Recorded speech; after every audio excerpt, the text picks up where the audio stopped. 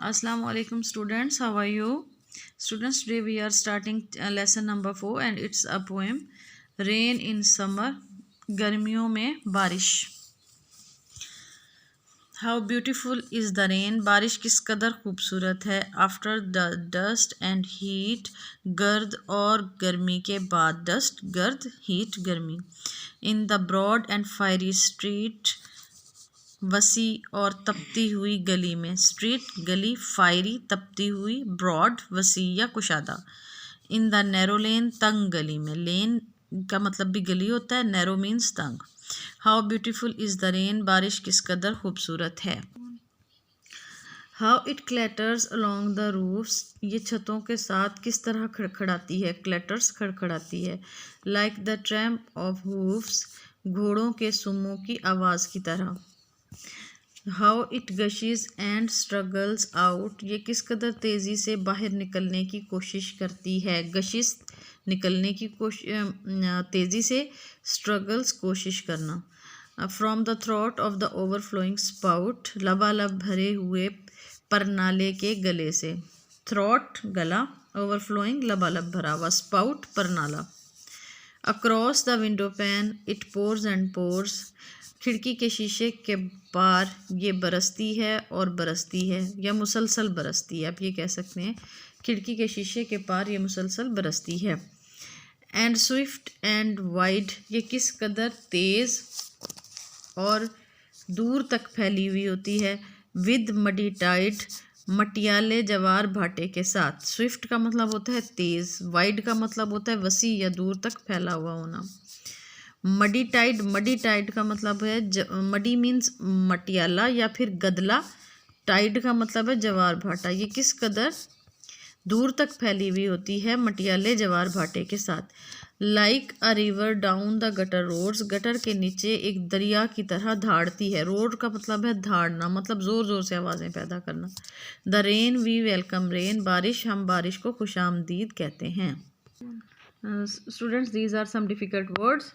Dust गर्द, heat गर्मी, fiery तपती हुई या गर्म, लेन गली, विंडो पैन खिड़की का शीशा, रोर धाड़ना, गशिश तेज़ी से निकलना या निकलती है, स्ट्रगल कोशिश करना, स्पाउट परनाला, मडी गदला, टाइड जवार भाटा, स्विफ्ट तेज़. Let's make some sentences. Window pane खिड़की का शीशा.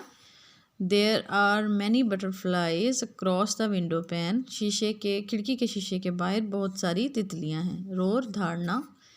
The lion roars in the forest. Struggle का मतलब होता है कोशिश करना.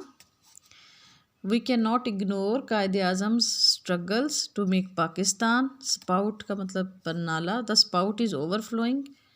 इसके अलावा मडी गदला. We should not drink muddy water.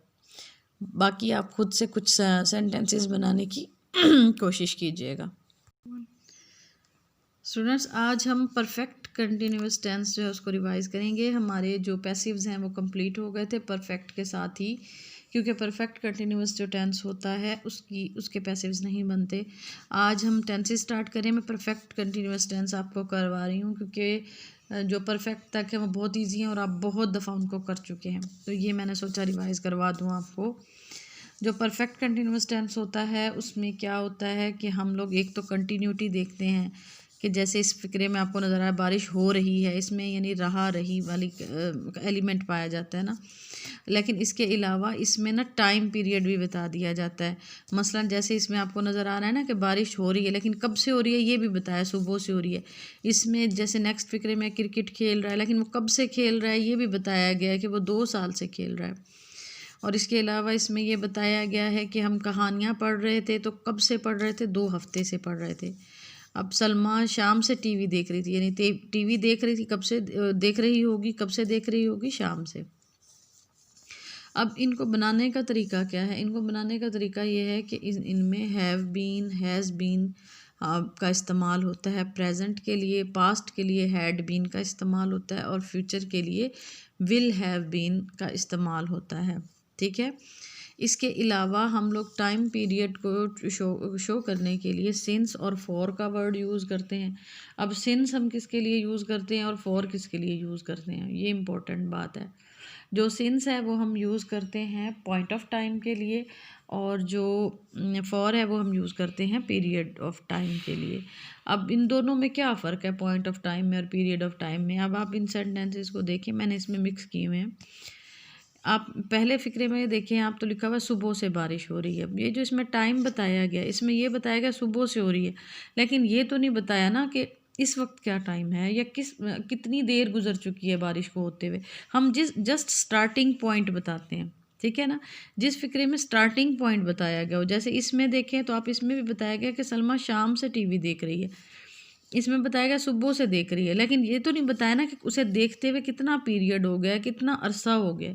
Just starting point बताया गया। तो ऐसे फ़िक्रों को ऐसी जो टर्म है उसको बोलते हैं पॉइंट ऑफ टाइम। और पॉइंट ऑफ टाइम के लिए हम क्या यूज़ करते हैं, हम सिंस यूज़ करते हैं। अब इसके साथ ये देखें, इसमें कहा गया कि 2 साल से क्रिकेट खेल रहा है, और इसमें कहा गया 2 हफ्ते से कहानियाँ हम पढ़ रहे थे।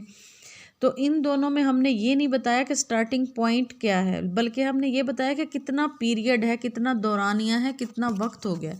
तो जिन फ़िक्रों में इस किस्म की सेंस पाई जाए उनमें फॉर का इस्तेमाल होता है, ठीक है। अब हम इनको बनाने की कोशिश करते हैं। सुबह से बारिश हो रही है, it has been raining since morning. मैंने आपको बताया था ना कि पीरियड ऑफ टाइम के लिए, सॉरी पॉइंट ऑफ टाइम के लिए जहाँ पर आगाज़ बताया जाए कि वो काम कब शुरू हुआ, फिर हमने उसमें सिंस यूज़ करना है, और हैज़ बीन और हैव बीन का इस्तेमाल करना है।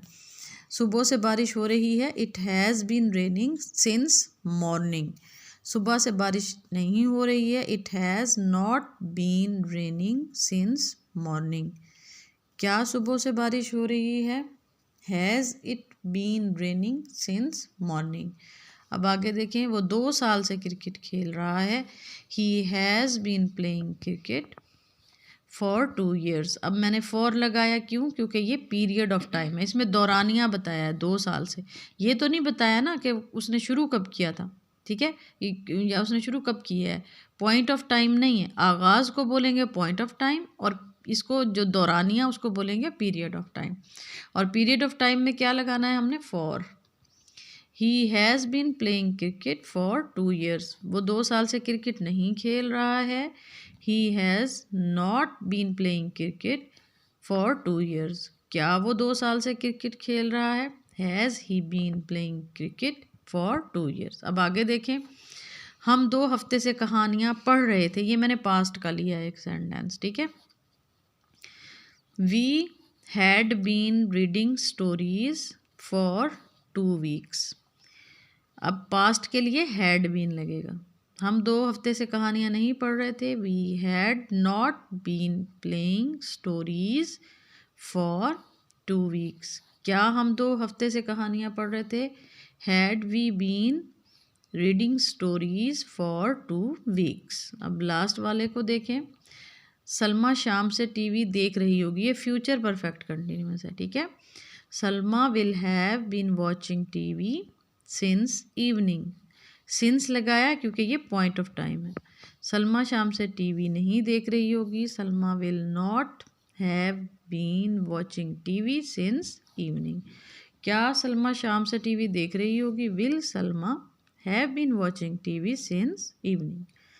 आपने इस टेंस की खुद से प्रैक्टिस घर में भी करनी है। ऐसे है होमवर्क में आपका मॉर्निंग वॉक, इसको आपने ज़बानी याद भी करना है, लिखना है और स्कूल में सबमिट करवाना है। आई होप आपको आज का सबक समझ आया होगा। अपना बहुत ज़्यादा ख्याल रखिएगा। Thank you. अल्लाह हाफिज़।